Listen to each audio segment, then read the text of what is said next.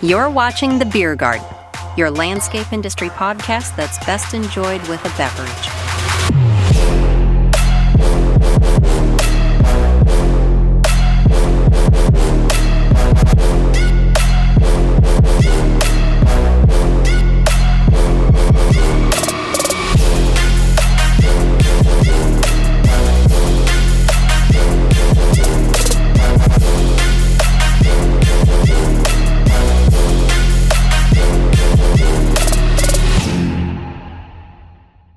What is up? I am Jason Hoke, and with me, as always, I have Brandon Comstock over there. Hi, Brandon. Hello, hello. Hello. I'm really excited for our topic today. Whether you are an owner of a landscape and snow business, a manager, an employee in the field, this one's going to be super relevant because today we're chatting about production KPIs. So the things that you measure and how you can take action on those things. To really like dumb it down. So we're gonna thanks, Jason. Yeah, we're gonna be having a chat about KPIs over IPAs, or at least one IPA. You'll have an IPA. You're not gonna have an IPA. I just went to an event called it was by like an M&A group, and it was called IPAs, not NDAs. I like that. I could get into that. Yeah. So we've all heard the old adage, you can't fix what you don't measure. This episode is all about that. So again, we're going to look at this from the perspective of owner, management, infield staff. Doesn't matter. Like, these are the things that matter when you're out producing work. So I think like some of the reasons why this matters, a lot of production teams out there, in my experience, run on instinct and not data. And if you know anything about me, based on our previous episodes, I'm like really big on data. I love data. And like, I think it's a good way to run your business. So they help you identify key problems, missed opportunities, or even where you're winning. And I think those are the things that we're really going to highlight here. Lets you, see what success actually looks like and map what success actually looks like. So everyone on your team has a clear understanding of like, this is what good looks like. Makes tough conversations easier. People can see it coming if they know they're not meeting those metrics that you set. And what it means to be good, like we said. So really, really excited to dive in more to this topic. But before we do that, we're going to do a quick check-in. Brandon, what are you drinking today, and what's new with you? Well, first of all, I'm same as last episode. This is still Keto Brandon talking here. I'm drinking a White Claw, but that's basically done. You look good. That's done now. Thank you. It's the best diet ever. I don't know if I mentioned that last time. I don't do very many diets, but when Michelle said you can just eat like lots of bacon, lots of fat, all of that, mint. You can't have any pasta, but that's okay. I'm sorry. So the beer, have any what? Pasta. Okay. All right, carry on. Canadian version of pasta or whatever you say. So I'm drinking again a Michelob Ultra from the same pack as last week. Low carbs, low taste, low calories. It's it's a canoe beer, as a friend of ours once said. It's good to drink on a canoe. It's a good summer beer. Thanks. And before you present yours, what's new? Thanks to Jason, I just got my dream lawnmower. That's true. At my home, I've been running this shit box of an old lawn boy from Home Depot. Not the old lawn boy. Like if you listen to the last episode on Jason's beer, he had the old like 3-wheel 2-stroke environment killer is what it was. It was really bad for the environment, but it was a great lawnmower. And that's from like maybe the 90s or something. I don't know. What I have is like the wheels are falling off and whatever. Forever I've wanted the Milwaukee battery powered mower for my house, not for my business, for my house. And it's like $1,500, $1,600. So I can never get around to it. Canadian dollars. Big sale in Colorado. It might be passed by the time you hear this, but Jason, the good friend that he is, texted me right away. He knew I wanted one of them. And I have no idea how I'm going to get it from Colorado to Calgary. Might get tariffed on the way. Don't know. But he has one. Did you pick it up? Yeah, it's in my shed right now. Actually, no, Oh. it's not even in my shed. It's in the back of my car right now. Okay. Well, thank you kindly, sir. Yeah. We got a great deal. It was $660 American, which Yeah. is like $900 still Canadian. But very excited. I can't wait to cut my friggin' grass. It's great. I've already used mine, so I got one as well. I also got the there's a pack right now that's also on sale. It's like a combo pack so the mower, first of all, I should say, comes with 2 of the like high volt batteries, the 12.0 batteries. So it comes with that and a dual charger for that 600 and whatever price. Cut your grass at night. Yeah, and those batteries are fucking expensive. They're like $250. What kind of expensive? They're fucking expensive. But I also bought the combo pack with the trimmer, and it's a combi unit trimmer. So it's got I got the trimmer and the edger attachment, the stick edger attachment for it, and You're like a landscaper. And it came with the hand blower as well. So it came with the battery pack for that and a battery charger for that. Oh my god, dude! All this stuff was on sale. Actually, well, yeah, by the time you listen to this, that sale might be over, but this is a good sponsor that we need. If you know anything about Brandon and I, we're big Milwaukee fans. We, at least at our house, like we've got everything decked out with Milwaukee. Even Jason's speakers are Milwaukee, that red speaker. Yeah. They could sponsor us. Exactly. We whine and moan for sponsors every damn episode. Not once. Yeah. Has anyone even... Do we share our contact info? Yeah. We do, yeah. Not once has anyone ever reached out to us to sponsor this show. Right. Look in the show notes. Some bitch. That's a good update. Yeah, I was pretty pumped about that. I considered buying more and yeah, just free. What's your beer? What's your beer? All right. Today, from Outer Range, I've been drinking a lot of Outer Range Brewing, beers from Outer Range Brewing recently on the podcast. Side note, actually, I just started, and I'm going to get Brandon to start doing it as well. I just started uploading all my beers. I went and backdated them all, every beer I've drank on the show, in the app called Untapped. So if you go on Untapped, not a sponsor, but if you go through all our episodes in YouTube, you can see the beers in the show description. Like we always list our beverages in the show description. On Untapped, you can go in and see a history of all the beers we've drank with the show in the description. So the inverse of that. So if you're interested in the beverages we're drinking, go on Untapped, follow myself, Jason Hoke. I'll get Brandon on there, Brandon Comstock, and he'll start tracking his. But I've been drinking a lot from Outer Range lately. They make some really great beers. They're Colorado based. This one today is called Paint Like a Boss, and it's a IPA. And you have to look at the can here. I actually, funny enough, I have a poster of this artwork. But what we have here is Rick Ross, not Bob Ross, Rick Ross, rapper, awesome. Painting. And his speech bubble says, "Paint that happy little bitch ass cloud like a boss."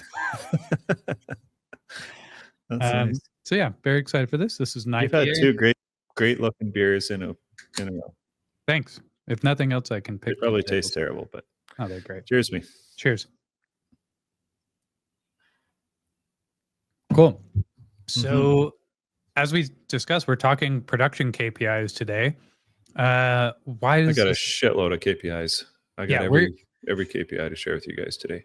We're going to do a bit of a listicle here. So I know exactly how many KPIs we have. We have 10 that we're going to share. But before we get into that, why does this even matter, Brandon? Why do KPIs matter? Yeah, specifically the KPIs we're going to talk about today. KPIs. If you're a noob, that means key performance indicator. So you'll hear them called metrics. You'll hear them called whatever, but it's just a scoreboard, a scorecard for your company. So it's very helpful to watch your data. So it's kind of like your visibility into your business at a glance, right? Like what are the stats? How are we doing in there's many different aspects of the business. We're going to go through 10 KPIs. There's you could come up with hundreds probably. But it's a great way to drive accountability and performance in your company. It's a great way to rally everybody around numbers too, and really build a high performing culture that, everyone can see what the goal is. Are we hitting it? Is that guy doing a little better than me? Did I do better today than I did yesterday? These kinds of things are where having numbers are really, really helpful. And you build your culture around it. It's a little hard at first. We're going to talk about that more, but it's once you get there, it's really cool, and it makes it more fun. To me anyway, it makes business a lot more fun having KPIs that we can hit, we can exceed.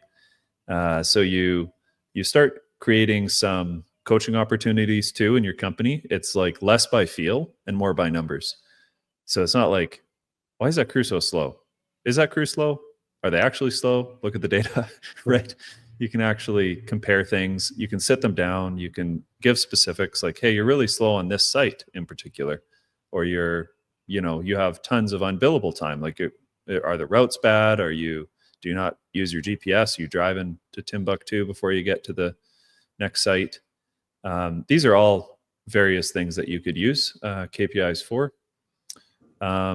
Generally, when you really lock in your numbers, and I recommend running a business where there's tons of visibility. There's like a concept called open book management. I never actually read that book, but I think I followed a lot of its recommendations. Yeah. And it's where even down to the crew level, they know if the business is doing well or not. Everybody can see the financials. Everybody can see the KPIs. We're all like partnered on making this a high performance company, and it ultimately results in more money for everybody. If labor is, Jason and I were just talking before the call, how this usually comes across to crews when you first introduce numbers and KPIs, and I'm going to start tracking you. That doesn't sound good.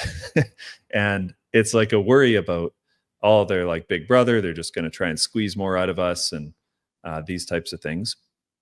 And it's really like, if you have team members who are who want to be part of a high performing business and a high performing team, they'll eventually rally around it and realize that when the company makes more money, they can make more money. When I, the business owner, can pay people more, I can attract better staff. And when you look at, if you're a manager or a business owner and you look at your budget, labor is usually somewhere around 30% of your revenue in maintenance. So if you can make more revenue with what you have, not by necessarily working people harder, but just doing things more efficiently, that means you can pay people more. The more revenue you produce, if you keep labor as 30% of that, they're going to make more money, right? Yeah. So 30% of 3 million is a lot more than 30% of 1 million. That's right. Yeah, exactly. So that's like a very long-winded way to explain why KPIs matter, but they do infiltrate every part of your business. It should be part of every discussion. It should always be on your mind, So we're going to get into that today. If you're just starting out and don't have any, we're going to nudge you in that direction and talk about some really, really simple ones that you can get started on too. So for sure. I think about it like, I recently got gifted this nifty Apple Watch, and you can see like my home screen. Well, you can't really see it because I can't turn my wrist that way. How's your fitness? You'll notice none of my rings are closed on there. I can see that. But like, I know where I'm at. I know where I stand for the day, right? Like, I can look at my wrist and I can see I haven't taken enough steps today. I haven't stood up enough today. I haven't exercised enough today. So like, I know how 7:30 p.m. Yeah. I know how I'm doing against the goal. And like, that tells me what action I need to take to get the results that I want to see, which is, better health. So it's kind of a similar concept.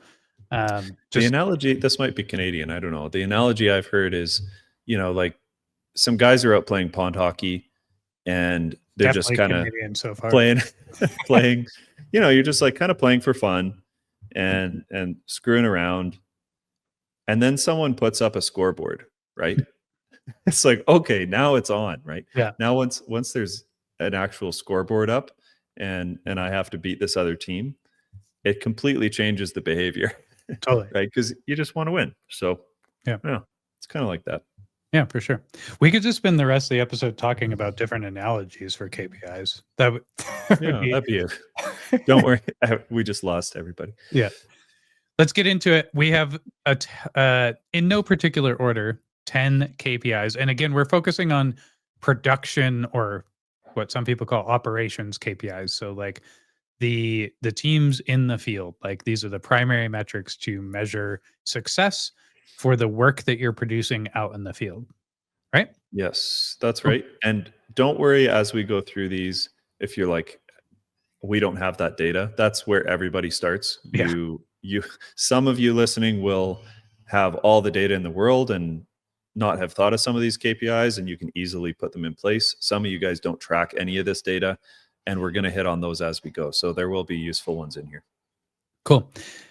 Yeah, love that. And like, just to preface this even further, like anything else, like something is better than nothing. If you can pick one of these and start tracking that, then that's better than nothing, right? Like start out and yeah, maybe we can shed some light on something that you didn't think of previously. So, number 1, total revenue produced per day. This is usually, or per crew per day.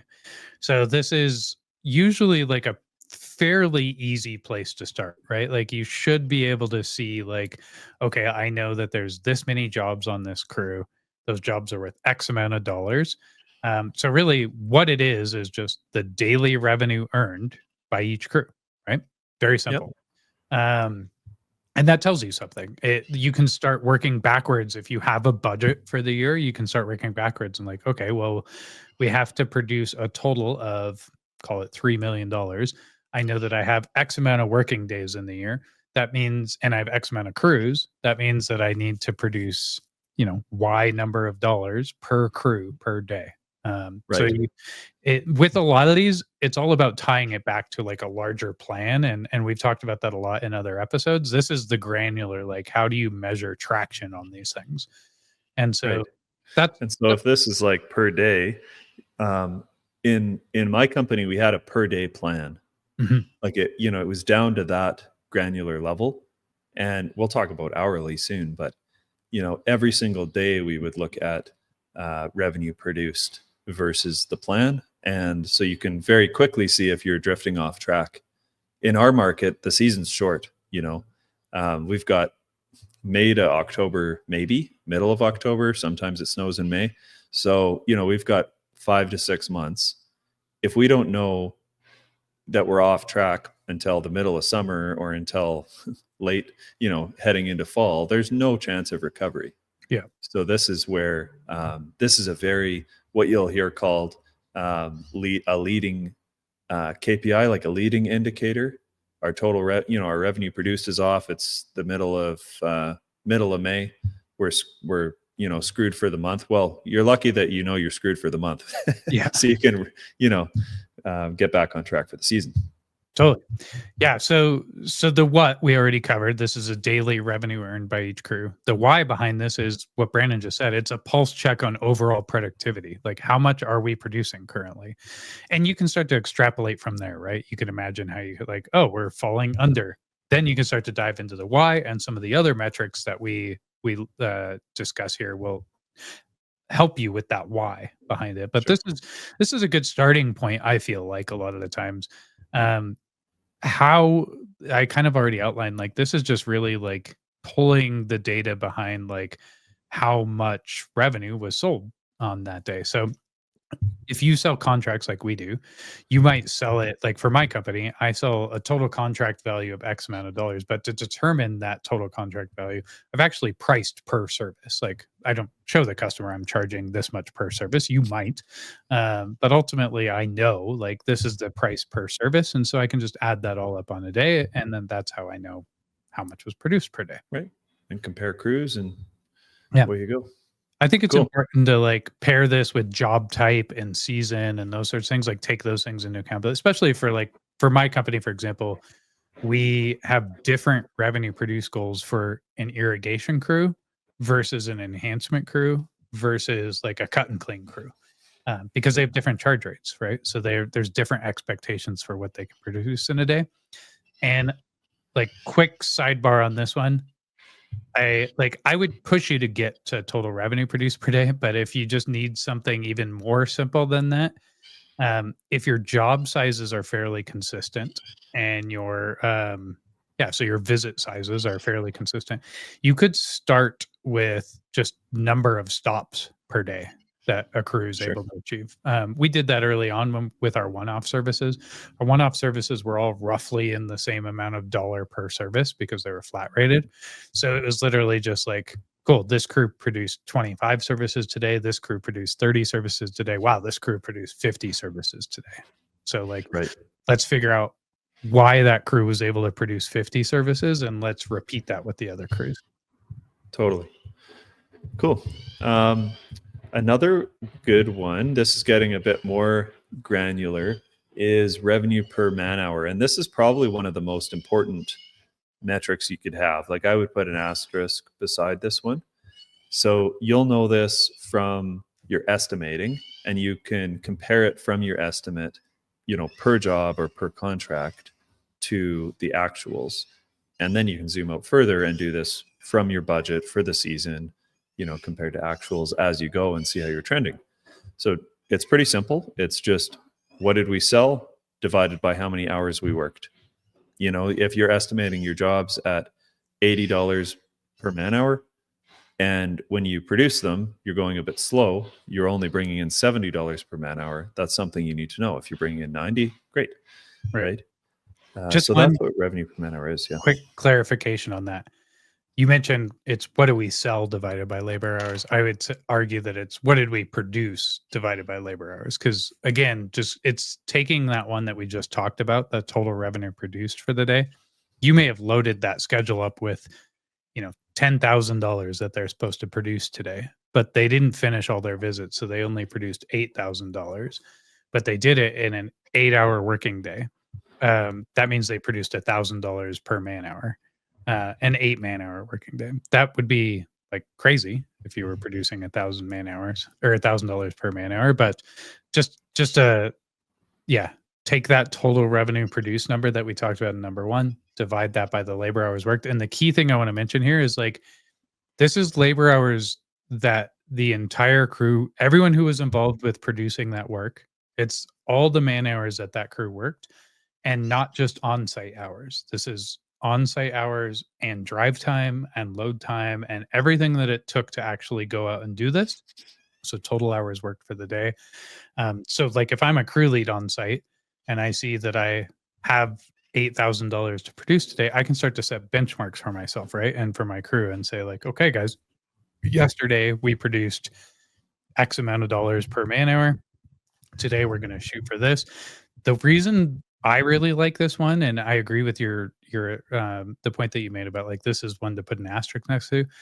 It kind of sums up a bunch of the other metrics that we're going to talk about below. Like the other metrics will help you identify the why behind them, but when I look at revenue per man hour, what it tells me is like, were we efficient on site?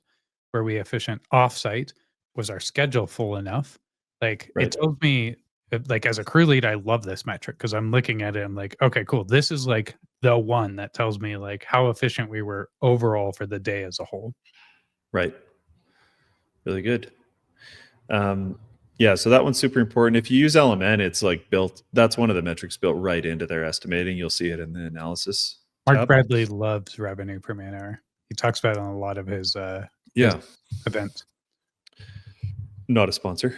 Yeah.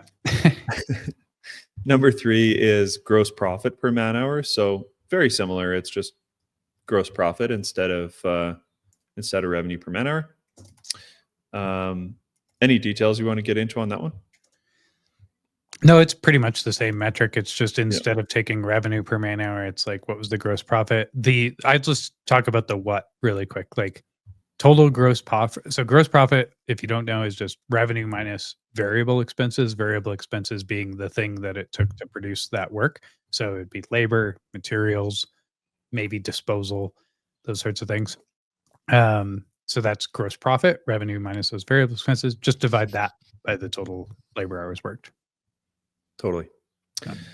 The next one, number 4, is utilization rate, and this is called many different things. You'll hear it called unbillable time versus billable time, or windshield time, like these kinds of things. They all mean the same thing.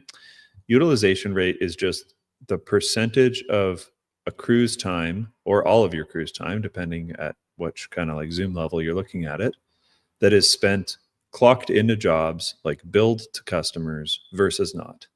So the not is where you think of all the examples. It's pretty obvious what the billed to customers time is. So not is like your load up time in the morning. Yeah, loading, driving, breaks like lunch, things like that. So there's things that the crews can cause to negatively affect this, and there's things that the production manager can cause, or whoever's doing the routing. Like I could route you a really poor schedule, so you have a lot more drive time, right? Yeah. A crew could drive the wrong way, forget a piece of equipment and have to go back. Exactly. Yeah. They could be having coffees and cigarettes all morning, for an hour in the morning, hanging out with their buddies before they roll out and go to the job. They could not plan lunch stops very well, so it's not en route. They go off route to go to their favorite fast food restaurant or something like that.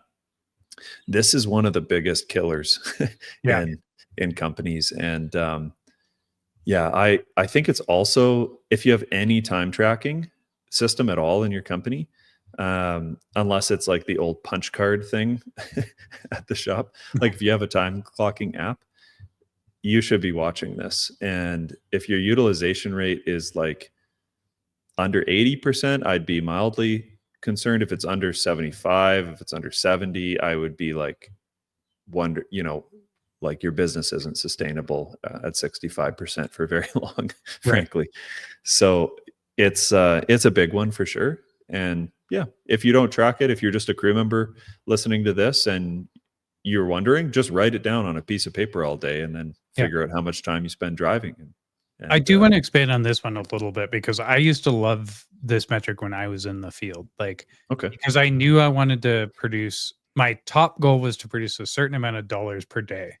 And I knew to do that, I needed to produce a certain amount of dollars per hour. That's the revenue per man hour, right? Right. And in order to do that, I knew that I needed to maximize my time on site, because I'm only producing revenue when I'm on the actual job site, right? That's the only time I'm producing revenue. Drive time, all that other time, I'm not producing any amount of revenue. So utilization rate, it's like if I was on site, if it was just me, I'm a single man crew, I was on site for 6 hours and I spent the rest of the time of my day 4 hours. I spent 4 hours driving around, loading trucks, picking up equipment, doing all this other stuff. Then I only had a 60% utilization. And so I knew if I wanted to impact revenue per man hour and ultimately total revenue produced, I needed to cut down on the time that I was not producing revenue and get more jobs onto my schedule. And the best employees I've worked with in the field are the ones that come to me and are literally because ultimately, this is an important point I'd like to point out, is if you crush your jobs, right? You are beating the budget on site, and obviously you're doing that at the quality that's expected. So you could see your utilization go down because the day was planned for you to spend a certain amount of time on the sites. Let's call it 8 man hours, right? But if I'm really efficient on site and I get all those jobs done in 6 man hours, but I still have the same amount of drive time to get to all of them, then my utilization could take a hit if I'm more efficient on the job site. So this is where when I was in the field. So let me understand that. So you're saying you have 8 jobs on the schedule today, but you're hyper efficient on them. So you finish them faster, same amount of drive time between them all, of course. Yeah. You've worked on the sites less. So that has of your total clocked in time for the day, you've been on site less, but you have the same amount of drive time. Correct. And so your utilization got worse, air quotes, worse. Yeah, your utilization got worse because you went through your on-site time so fast that it now represents a smaller percentage of the total time that you worked, right? Got it. Yeah, okay. And so that's a problem, right? Now my revenue per man hour could be really high, but my utilization, this is the one instance where like my revenue per man hour could go up, but my utilization could go down. Right. And that's a problem. So this is where like when I was in the field, I would, and some companies are set up this way, some aren't, but like I would start hammering my production manager on like, dude, give me more jobs. Like, are there other crews that are behind? Like, throw those Right. jobs onto my schedule because I want to produce that revenue so I can like skyrocket up above the rest of the crews. Like, give me more Sure. work, give me more jobs. And also, like, I want the hours. Like, I'm Yeah. now done at 1 p.m. I don't want to go home at 1 p.m. I want the hours. So, like, Yeah. give me more work, put more jobs onto my schedule. My utilization rate is going to go back up because now I'm crushing out more time on site, and my revenue per man hour and my revenue per day is going to skyrocket because I've just Right. like produced more work in the day, and utilization of course starts to correct itself because the percent of time that I was on site Right. is Right. greater. So yeah. Oh, that's really interesting. I like that. Like those are kind of like your example wasn't that obvious. That's really smart to think that way. But like routing and crews going for lunch at the wrong spot, those are like the obvious examples that come to mind. Yeah. But when you realize how much like 15 minutes of crew time is worth Yeah. to your company, it's insane. Especially when we had 20 crews or something. So it's like when you have that many and you multiply that 15 minutes a day times 20, it's crazy. It's like hundreds of thousands of dollars a year. And it's not just like the hourly cost of wages that you're saving; it's the revenue amount that you would bill it out at. So Right. what's 15 minutes at $80 an hour times 3 people on a crew times 20 crews? The number's high. I don't know. I don't have a calculator. Yeah. But it's crazy. So you're trying to convert that time into build time, not just they get back early and get paid less. That's not what anybody wants. And the reason So, we're trying to convert that to build time is because that means more money into the company, which ultimately means more money for everyone involved, right? Like that's the basics of it. Yeah. I like that one because that's something that even if you're a crew member listening and you have access to absolutely nothing, like you have access to you don't know how much revenue each job is producing. You don't know, you don't have access to any of that information. You do know how much time you're spending each day, and just take a notepad and write like, okay, I clocked in, at 6, I left the yard at 6:30, I got to the first job at 7, and just like break it down, and you can start tracking your utilization. And I mean, you should blow the mind of your boss if you bring that to him and and show him. It starts to make you think of like lean methodology a lot. How can I shave 2 minutes off of this? Like, because you realize what 1 minute is worth. Yeah. And it's crazy. Like you start parking your truck a different way. You start putting signs up so new guys know where the fuel is instead of asking people and wasting a few seconds. Anyway. Okay, we got a whole ass here. All right, let's number 5. Number 5. This is another Budget one versus actual. Yeah, this is another one that's like a good one to kind of start with fairly early on. As long as you know what you're estimating jobs off of, as long as you're not just looking at jobs and saying that's $1,000, that's $2,000. So like as long as your sales team has a method behind their madness and they're saying like, okay, I'm bidding this as $1,000 job, and that's because we charge $100 per man hour and we're estimating this job at 10 man hours, right? Now you have a benchmark set. The benchmark is if it's $1,000 job and you charge $100 per man hour, the benchmark is 10 man hours. So if I have 2 guys on site for 5 hours, that's 10 man hours. I used 100% of that budget. We like to call this one budget variance. So it's budget versus actual budget variance. And ultimately that's all it is like if I used 8 man hours of a 10 man hour budget, then I used 80% of the total man hours available. My budget variance was 80%. And you can do this with both billable and unbillable time, as we were kind of alluding to with the utilization rate. Usually billable time is easier because you know what you've sold the job as and therefore how many hours it is. Unbillable, you'd have to have some sort of system to tell you like this is the expected unbillable hours. So drive time, loading time, those sorts of things. But in this day and age, that's fairly easy to get as well. So we expect to have 6 hours of on-site time, 4 hours of off-site time, unbillable hours. So you can measure budget variance against each of those. So that's really what it is. It's estimated time versus actual time.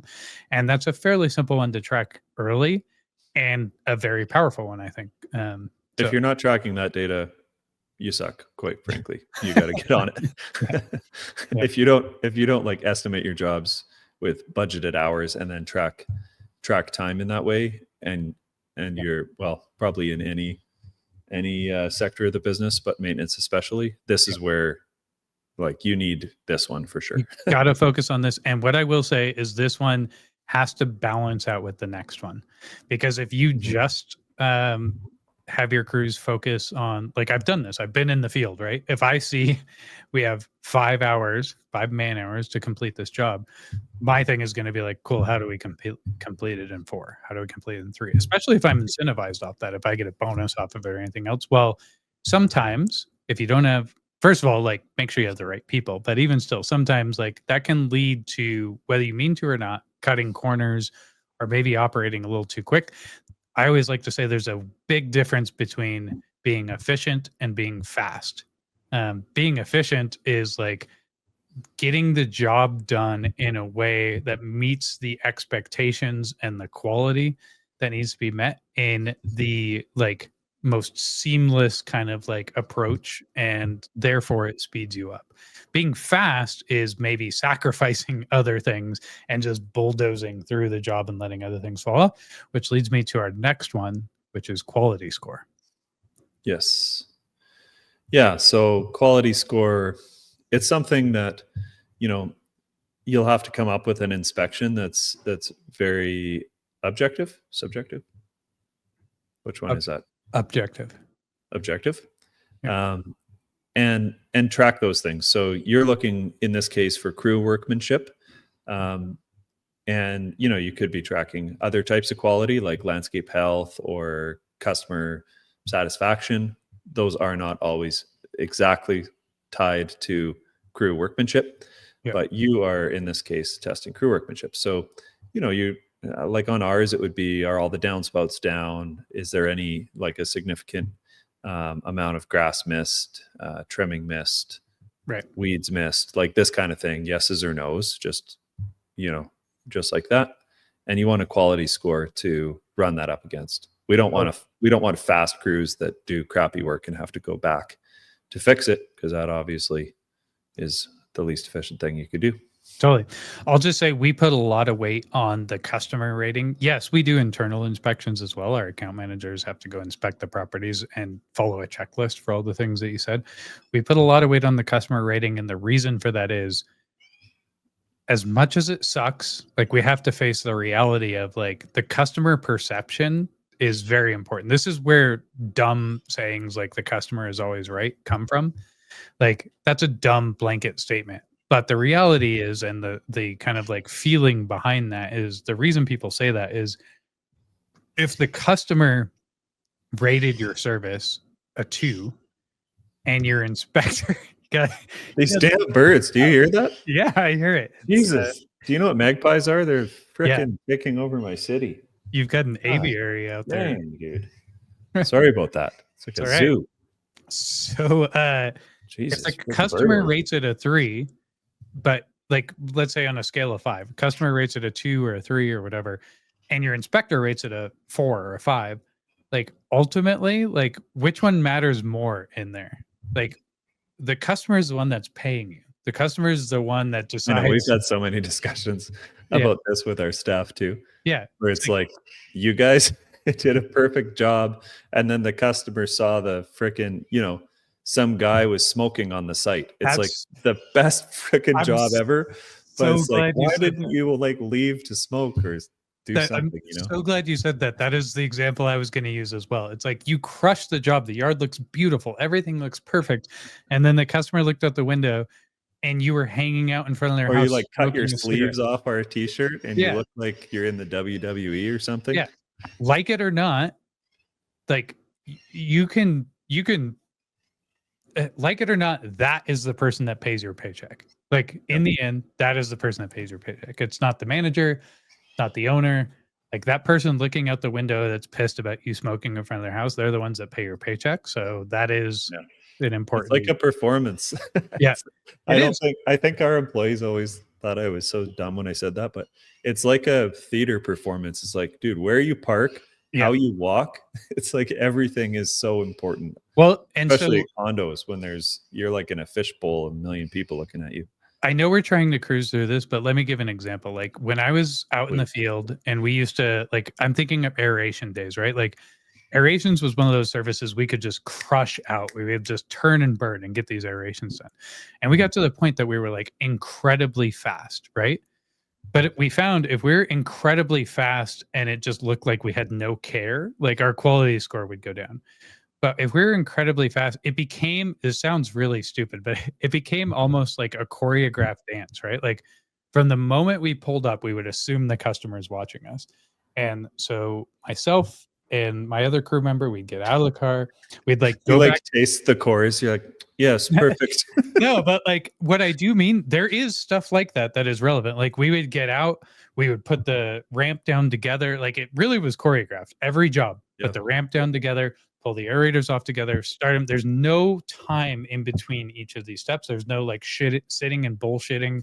There's no like smoking a cigarette. It's like very choreographed. One person goes to the front yard, one person goes to the backyard. We like cruising around, but like this is where like that, like it sounds silly, but there is a little bit of performance. Like when I'm hauling ass and I'm cutting, it's not silly. It's so friggin' true. After 20 years doing this, it's like so much about that. Like I would literally like oversell what I'm doing because I'm assuming someone in the window is watching me. So like, even though I get to the end of the yard and I'm spinning that aerator around as quick as I can, I'm like noticeably like, even though I know I don't need to do this, I'm looking on the side of the aerator, which implies I'm making sure that my pass is overlapping with the last pass. Like I'm like making just this little motion of visually like looking down and then kind of going like that little thing. Like the person watching me is like, oh, he's taking care to make sure that he's doing a good job. And like those little things, it seems silly. Even just like coming out of the yard, like it takes 2 seconds, but I'd stop my aerator right before I got out of the yard. I would spin the tines. And like all that does is make sure all the plugs come out before I go onto the sidewalk. Wow, Jason. And so I spin my tines, get out. And then as I get out, I'd kick back any plugs that did get on the sidewalk. And like, it's literally like someone's watching me in the window, even if they're not. I'm thinking it every single time. Jason does this in the mirror every morning before he leaves the house. But it's like, be watching. That shit matters. People see that versus like the dude who like finishes early and just smokes a cigarette in the front of their house. Pisses on the tree in their backyard before he leaves. Yeah, exactly. Yeah. No, it is true. It is absolutely true, especially in our business in multifamily.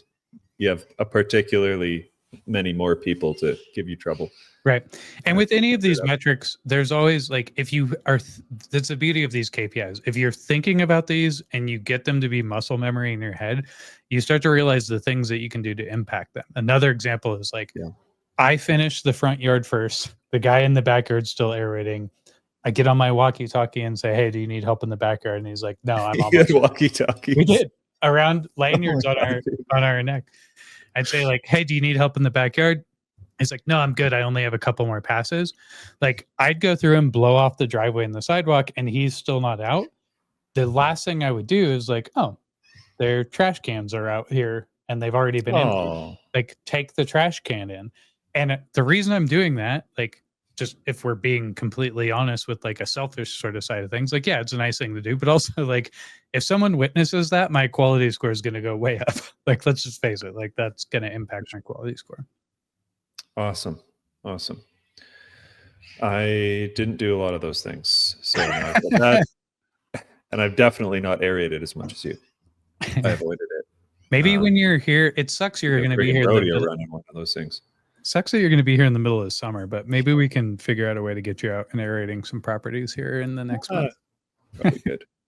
I'll run one of your zero turns. I like those rates. All right. Number 7, Jason. Yep. What is this? Me. Got it. You do it. I'm Jason. Labor cost as a percentage of revenue. This is a big one because it kind of ties into some of those other things. So it's kind of Brandon mentioned lead indicators earlier, like utilization rate, gross profit per man hour, all the ones we've talked about earlier, those are good lead indicators. The labor cost as a percentage of revenue is more of a lag indicator. Yeah. So that is like, okay, damage is done. All the numbers are in. Like, how much did we spend on labor versus how much revenue we brought in? So if we brought in $100,000 and we spent $30,000 on labor, then we had 30% labor cost as a percentage of revenue. And the reason this is important is typically budgets are built off of this, like the overall. And labor is your biggest item, most likely. Biggest item. And like, being in the field, we talked about this earlier, but like if my company, kind of on the inverse of this, if my company has agreed that they're willing to spend or they can afford to spend 30% of all revenue that comes in on labor, and the rest goes to like overhead costs and rent and people and all that sort of stuff, right?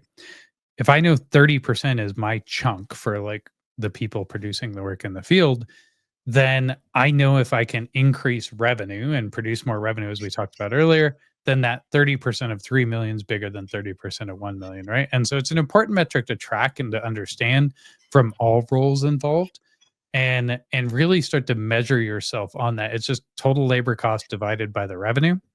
But it's like, this is critical to like how your business is going to perform long term and the sustainability. Like if you're operating at 50% of all revenue is going to labor, you're not going to have enough left over to go to all the other expenses like rent and equipment. And you're certainly not going to have anything left over to like give people raises next year and those sorts of things. So it's really. Or you already gave them lots of raises. I'm not sure what happened. Yeah, exactly. Yeah, I would say on this one, like I never tracked this as a KPI per se. It was always just a line item on our financial review. So we'd finish a month's financials and have a look at this. If you're doing some of the metrics we've already talked about, this should land in line, right? Because this is a lagging indicator. So if you've got your utilization locked down, if you've got good revenue per hour, or your estimated versus actual hours, those things you are in control of that day, and you can kind of see that day. Mm-hmm. So this is super important because it's such a big expense to your company. But it's kind of hard to track it until you can have it's going to be too late by the time you can have an effect on it. So certainly look at it, but don't try to work it into like a daily KPI or something. I don't think. Says you. Says me. We report on it daily. Okay, well, but I do agree with you. In grain of salt. in most companies, that's like a pretty difficult metric to track on a daily basis. Yeah. Okay, well, so the next one, this kind of ties in with a little bit with quality. But the next one we have is deficiency visits caused, or like the number of return visits that you have to do. So these are certainly costly. Some of the biggest ones we always had was winter damages. So we do snow removal and we'd have curb damages. We'd smash fences. We'd, all kinds of things like that. And it made us go back and fix all of these things in spring.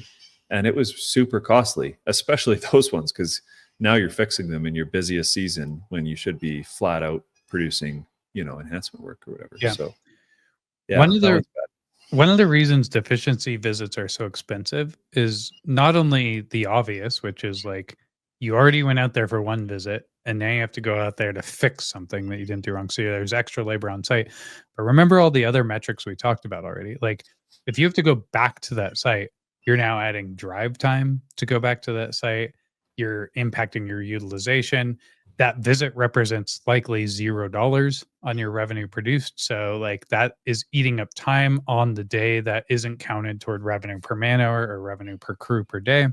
Like these get very, very costly. And it depends on your business type. But like for us, this is a really important metric to check because we do a lot of very small kind of one-off jobs and that sort of thing. And deficiency visits can like completely turn us upside down on like Sure. initial visit that we did. Really common, I find, in like irrigation world and those sorts of things. Because with irrigation, it's like you're resolving an issue and your job is to like get it completely solved when you're there. But if you miss one little thing, it's like you got to go back, and now it's like you're going out to adjust like one head that you just Yeah. overlooked when you were there, and now it's a $0 visit going back out there. And to be clear, there's $0 visits that are caused by things outside of your control. If you're on a crew, like there's $0 visits. Like maybe we went out, we did the cut, I should say we went to the site, we did like the bulk of the cut or whatever, and then we didn't have access to the backyard, right? That's not truly a $0 visit, but it's like we wasted the first visit on just doing the front yard and we were locked out of the backyard. That's something that's like outside of my control. It's like pouring rain or something. Yeah. Is that a bird or was that a plane? Is it a bird? No. Is it a plane? Superman. That was a beaver riding a moose. Right. Got it. Doing shots of maple syrup. So yeah, this is. I'm just waiting for him to fly in here. Oh, they God. have before. I wish they really would. exciting on the podcast. I'd I'd have to break out. Check this out. I'd have to break out my bug assault.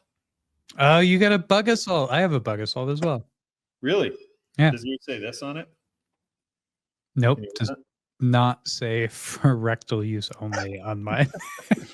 That's Canadian edition.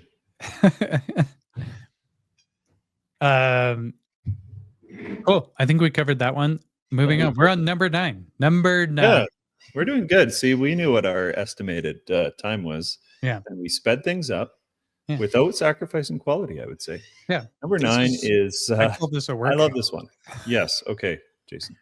Calm down. Production rate. No, wait. Planned production rate versus actual production rate. I got too excited there. This is one of my favorite ones. So this is a measure of output for your crews. And I know Jason and I both estimate based on production rates.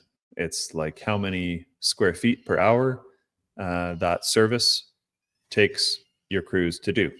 So you might estimate it by saying, okay, we can complete 7,500 square feet per hour for cut and clean service, and I measure the amount of turf on a site. It's that many. I was going to try to do math, but it's that many square feet divided by our production rate, 7,500. It's going to take us that many hours. And then you can use that when crews are actually doing the work. So where this is really, really helpful, this is one of the most helpful ones for tough conversations. Yeah. We were talking about at the top of the podcast, where someone comes to you and you're like, hey, you guys are really slow. Or they're saying, actually, better yet, you'll get this one often. The estimated hours are wrong. This was estimated wrong. You guys gave me way too few hours on this. It's your fault. It's not my fault for cutting it slow, which could be true. But let's make the conversation data-based, not just feeling-based, right? So what you do is sit down with them, say, okay, well, this site is 100,000 square feet of grass. All the other crews and all of our historical data, everything says we do it at 7,500 square feet an hour. Look at it. And you say, well, you guys are moving at 6,000 square feet an hour. So you guys are actually just slow. Yeah. Or the alternate, you guys are moving at 9,000 square feet an hour and my estimate was wrong. I didn't carry the 1 or something. Yeah. So that's how you incorporate data into those conversations. You can compare it with other crews, everything. And then where does that conversation go if they are actually slow, right? Now you say, okay, let's drill down a little further. You're fast on all of your other sites. Why are you slow on this one? oh, so you thought that soccer field was included. You Right. didn't check the map. You're cutting this, Yeah. you're cutting a soccer field while you're there. Or, there's a guy that always comes out and talks to you, or like there's something, right? Yeah. The way you're So, managing the yeah. site, like you're doing it in Yeah. a weird order. Why are you parking up there? You got to Yeah. walk that mower all the way around that football field to get to the site. Um, How many sites do you have to have football fields? I don't know. They're CFL fields. They're smaller than. Oh, NFL right. fields. Yeah. Sorry. Or it's like, hey, you guys are good on all your other sites. Why is this one, so slow? Or you guys are slow on all your sites. Now, is it that new guy on your crew? Are you not properly equipped? Are you not properly trained? Like, what's the reason? Right. And that's how you want those conversations to really go.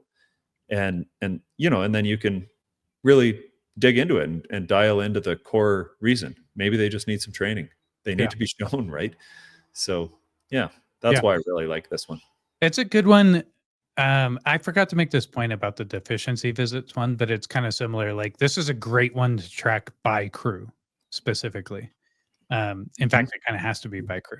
But same thing with the deficiency visits. Like, that's I didn't cover that in that section, but like, we specifically track deficiency visits caused by this crew, meaning like this crew is the one that did the initial visit and then it triggered a return trip. So then you can start to have really powerful, difficult conversations like you're talking about, where it's like, hey, like your crew is like way above the average. Like, you guys triggered 10 deficiency visits last week that caused us to send a crew back out. Same thing like you just outlined with the production rate versus actual. So the really good guiding lights for difficult conversations. Right.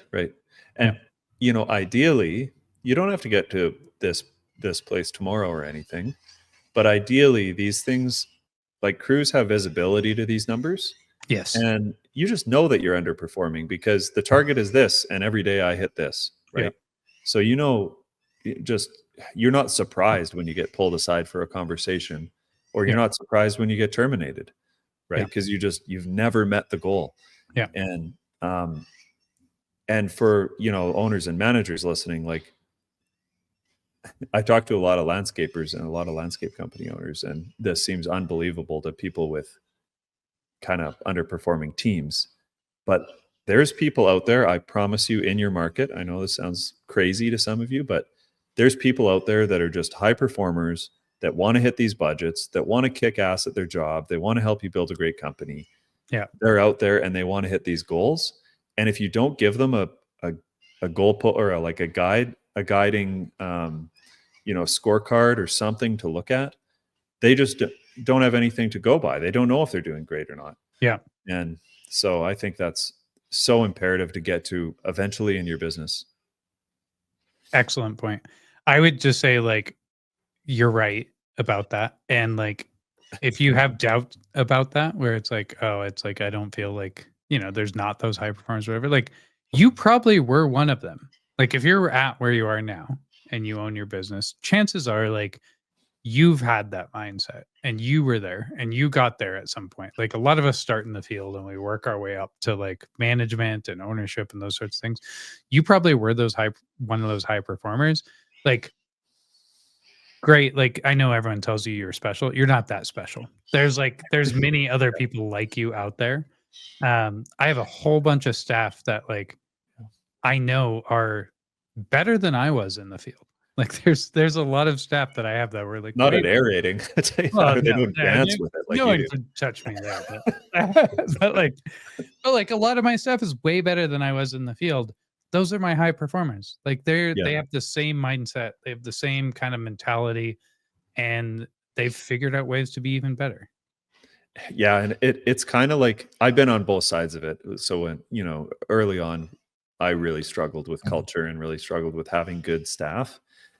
And it's like, it's a hard pit to dig out of, because you might find one, you bring them on, then they realize what the culture is. They realize the people that you've paired them up with in the truck. Yeah. And they're like, I don't want to work here. They want to work with other people who kick ass. You don't want to take someone off an awesome team and put them on a crappy team. They don't want to be on that team. Right. And so it's like a lot of people issues to dig through, and really nailing your recruiting and and bringing great people on, casting some really good vision for them so they stay and help you build it up. And eventually you're more efficient, you're making more money, you can pay more money to keep attracting these people, because they have a choice, of course. Yeah. It is a competitive market. They have a choice. They're going to go work for the best company in town, Totally. So there's a lot to it there, but yeah, it all comes down to production rates versus actuals. All right, we're on our last one, number 10. Oh, yeah. What do you got? This I'm going to one, let you take this because you actually brought this one to my attention, and we don't do a great job of tracking this. So you, Sure. I know, do a really good job at it. So take me through it. Yeah, this is, well, I have to give credit where credit's due. It's actually Susie on our team. So she manages HR and recruiting, and this is part of that. So staff projection. So this is like we employ 55 or more people, 55, 60 people. And it requires like there's a lot to recruiting when you employ that many people or more. You want to know how many people you need well before you ever get there. You can't be, at a certain point, you can't be reactionary. Like you can't be thinking, well, we got a new contract, so I guess we should hire another couple of people. Obviously, that's not how these huge companies, Brightview and stuff, are doing it, right? Like, obviously, they're not just winging it and just hiring people whenever. They have a system, and you have to have a forecast for that. And that's what this is. Call it what you want. We call it staff projection. So take your budget, take the amount of hours it's going to require to meet that budget every single month, and figure out, based on that total amount of hours for that month, divide it by how many hours people work in a week. 35, stick with that if you don't have this number. That's how many people you need to hire, right? So if there's 1,000 hours to produce, I'll do the math. I don't know what it is. 1,000 hours. I'm just a simple man. So divided by 35 hours a week, that means you need 29 staff, 28.6 people, actually. It's hard to get that 0.6. So you need 29 people. So I've got some 0.6 employees. You got some 0.6s. So 35 instead of 40. A 40-hour week is a full-time week, but they're not producing work every hour. So I say 35. Utilization is what we talked about earlier. You're giving them 5 hours a week of unbillable time to kind of dawdle around there. And 29 is what you need. At a certain point, you build in some buffer as well. So, if you need to have 25 staff, maybe you just know someone's going to be sick every day, or you're going to have some type of, you need some extra bench strength. So maybe every 25 people, you hire one extra. You build that into your calculation as well. Once you have this built in a spreadsheet, you can look ahead, and in June, you can say, in September, I know that we're going to need this many staff members, and that's a great way that you can hand off recruiting from production teams to an HR team as well, because the HR team now knows what the production team needs without a constant conversation and a production manager or whomever going to HR and just saying, hey, we lost this guy, we need another guy. It's a great metric for HR staff to be reporting on weekly. So yeah, it's a good one. Cool. Let's kind of wrap it up here and chat a little bit about like how this can become part of your culture as a company. So it doesn't matter if you're an owner, a manager, or in the field, like you can be the driving force behind making this part of your company culture. The first thing is just start measuring them, right? Like, and understand the why behind the things that you're measuring. Like start with something simple, start with something and start measuring on that and understand why you're measuring that. We kind of alluded to those things in each one of these metrics, but I think just like really understand the why, start with one, focus on that, move on to the next one, and make it. Brandon touched on this, but like I agree that it's very important for these things to be visible for everyone. So like these metrics should be visible for everyone across company wide. Like you should be able to see like on a dashboard, like we have a screen in our shop, right? Like a TV in our shop that shows these things. Everyone should be able to see how everyone's performing and how they're doing against it. And if possible, eventually, as you start to dial this stuff in, tie it to things like their compensation rate. Like we go back and listen to our episode. We did a really good episode. I'm just going to say that it was really great on like the standardized wage sheet. And we talked about this quite a bit, where it's like one of the criteria for advancing to a new level of employment should be like hitting your primary metrics, your primary KPI. Start like assigning them to roles. Like this role is responsible for these key metrics, these three key metrics. This role is responsible for these three key metrics. Like, and then base advancement off of that. So compensation, promotions, but also training plans. Like that was related to that kind of like employment roadmap episode that we did. I'll just share a quick story. Like, I don't think we nail this every time, to be honest with you, at ACA. Like, we have areas we have to improve. We have to that we need to get to, but like we do have a lot of data, and we do use it in a unique way, I feel like. And early on, when we didn't have this data, and then we shifted to using this data, one of the coolest things, like my office sits in like a loft over the shop, so I can hear everything that's happening down in the shop. And I remember one of my crew leads coming back, and we had just started measuring like utilization rate and budget versus actual time and total revenue produced in a day, those sorts of things. And I heard a crew lead come back, and it was like 1 p.m. and he was lighting the production manager up. The crew leader was like, nice. Hey man, like I'm back at 1 p.m. You didn't have any other jobs you could put on my schedule. Like your schedule said that it was going to take us till 5 p.m. to complete all these jobs. We're back here at the shop at 1 p.m. Look at my numbers. My utilization rate took a hit because of it, because we were way more efficient in the field on sites, and therefore our drive time had a larger percentage of the time. Our revenue produced like great. We hit our base level metric, but it could have been so much higher. I could have crushed everyone on that scoreboard up there if I had more jobs just put onto my schedule. Like the problem here is you, not me. And like that was cool. Like that is a win in my book. Like now you have a healthy tension. Yeah, you have healthy tension of people like calling it out and saying like, look, I want to do better. These are the metrics that we've defined as good, and like how I can be better. I need your help in being better. And that's to me a huge win. Yeah. It like adds science to the business. It's not just feeling and wishy-washiness. Everybody just knows, and that's how it should be. Agreed. Well, we made it through our top 10 list here. Let's do a speed round as we always do. But before that, before we do the speed round, you want to give your beer rating? I can't remember what I rated Michelob last time, but I do actually. I just looked at the label. I rated it 3 carbs out of 10, I think, last time. I like a Michelob. I do. It's good. Yeah, sorry, Jason. Let's make a new rule. Sorry to interrupt you. It's got to be rated on a scale of 5, simply because we're going to start putting these things in Untapped. And I don't need another app in my life. Damn it. It's KPI. We got to track our beer progression over time. We got to give our listeners. Okay, so it has like 5 stars or something on this. Correct. Okay. Well, shit. So you're sucking all the fun out of it that we can track the data. That's what you're. Yeah. Okay. Data is important to this guy. Okay, I'm gonna give this. I'll give it a. Can you do halves? Yep. You can do down to the quarter percentage. Oh my God.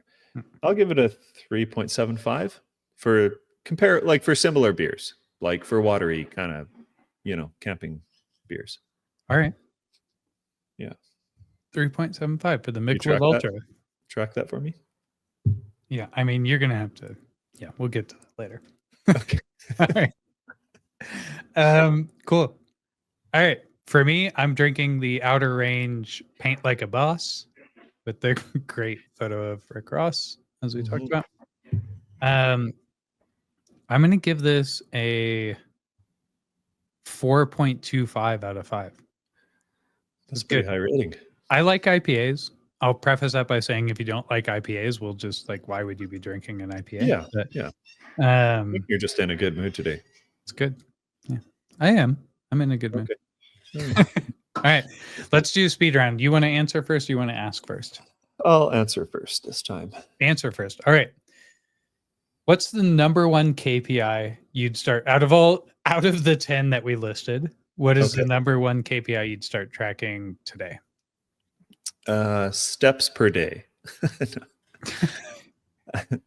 I would say, so I'll preface this by saying my answer is based on like if you're basically tracking nothing, like you have next to no KPIs, you're looking for your first one to track. We just overwhelmed you with a bunch of KPIs and ideas and a million things. Definitely just estimated versus actual. So estimated versus actual time on your maintenance contracts.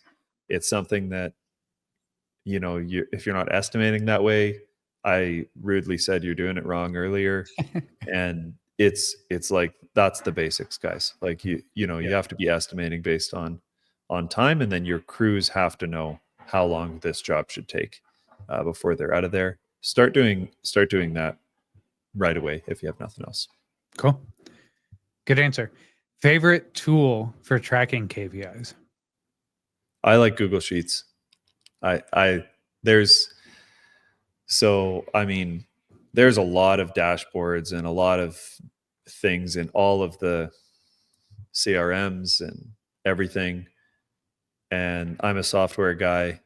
Obviously, we always brought it back down to spreadsheets. And Google Sheets is sweet because you can share it so easily and collaborate on them. So, yeah. Cool. I like that. Biggest mistake you've made with this process tracking KPIs? We had data for a long time that we kept in the office, and we kind of kept it to ourselves. And like a transition to that was we would share what we calculated with the crews, and we would tell the crews like, your score this week, your score this day was this. And we also tried too hard to tie it to like bonuses and compensation right off the bat. Like, don't add that complication in right away. Just start involving them in it. But when it really gained traction was when it was kind of at that boots on the ground level. So supervisors and crews were talking about their data. They would know, yesterday my time on this site was this, or like last week my time on the site was this much, this week it was this much, my utilization is this. They would start talking about it in their day-to-day conversation, and that's where it really got traction, and we started to see results. Was when they knew it, they reported on it themselves, and they could just really own those results. Cool. I like that. Great answers. Thanks, buddy. Okay, what's the number one KPI you'd start tracking today? Yeah, I liked your answer for like if you were starting fresh. I would say if I just had to rate the 10 that we just did, my number one would be revenue per man hour. You mentioned like putting an asterisk next to that earlier. Like that to me, the reason it's so powerful to me is it sums up a lot of the other things. It's if your revenue per man hour is good, generally your budget versus actual is really good. Your utilization in most cases is pretty good, other than the example that I outlined. So it's kind of a summation metric. It's like quite good at determining the health of your production crews in the field. Yeah, it's a good like kind of zoomed out overall metric. I would totally agree with that one. Yeah. I think not a good like detail, like it doesn't like dig you into it and tell you granular details, but it's super good at a high level. Yeah, I was going to mention like I think it's really important with that one. Like if you just do revenue per man hour, you're going to quickly want some sub metrics of that, some leading metrics leading into that one, like utilization rate and like budget versus actual time on site and budget versus actual time on billable, because those are the things that impact revenue per man hour. Revenue per man hour is just a good holistic metric, I think. Totally. Nice. What's your favorite tool for tracking KPIs? What does it look like in your world? So I'll just say, like, spreadsheets are like the easy, like you said, they're like the easy, very low barrier to entry. Like, and even with all the tools we have, we still use spreadsheets really regularly. Like we were chatting before this call, and I was showing you like our daily report and our weekly report, and it's done in spreadsheets. But I'm going to mention two things that help us with that now. And again, we're a very high volume company, so we have a lot of data flowing in at any given time for a lot of different job sites. HubSpot helps us a lot with that. And one that I actually just thought of after the fact is if you run, this is very specific, but if you run EOS, the Entrepreneurial Operating System, 90.io is a really good tool for setting up like a weekly scorecard where someone, again, it's essentially a spreadsheet. You can do it in a spreadsheet, Sure. but it's a great tool to have it all housed in one place and have your team reporting on these metrics in a single place where you can kind of impact them. Yeah, that is a good one. Nice. What's the biggest mistake you made with this stuff? Going off of gut and not data. Like, I spent so many years in the field that it was really easy to just kind of like default to like, this crew's fast, this crew's slow, this crew's not great. And I think a lot of people do that. Like, I know that makes those conversations so rough. Like, yeah, just like, it seems like you don't want to be like, it seems like you guys are just really slow. right. Or it seems like, so you just want to be like, look, you guys are real slow. Yeah, you know? exactly. Yeah. So like having these data points, like that's kind of the summation of this episode, I think, is like, please don't think you need to get all 10 of these implemented tomorrow. Start with one and work your way up. But like, it is true, the more of these data points you have, the more data points you have for those tough conversations, and for not even tough conversations, just decisions, business decisions you need to make. Like, of course, yeah. At some point, you're making a decision off of gut and not off the data. And so if you can get the data for that, then you can make a more informed, educated decision. That's right. Nice. Cool. What an episode. What an episode. What an episode. We made it through. You want to cheers? Oh, I would love to. Thanks for asking. I thought you never would. Cheers. Michelob. All right. As always, really appreciate everyone tuning in. I mentioned it at the top of the episode, but please go, well, as always, go follow us on YouTube. Go follow us on our Facebook group, the Beer Garden Landscape Leaders Roundtable. But now, go follow us on Untapped as well. And you can track all the different beers that we're drinking, share your beers that you're drinking. And thanks again, as always, for tuning in. It's been an absolute pleasure. Brandon, always a pleasure chatting with you. Oh, you too, buddy. Thanks, man. Give us a like, comment, and share. And thanks again for tuning in to the Beer Garden. Thanks, everyone. Bye. Thanks for tuning in to the Beer Garden. Please find us on YouTube at the Beer Garden Podcast and subscribe, like, and enable notifications.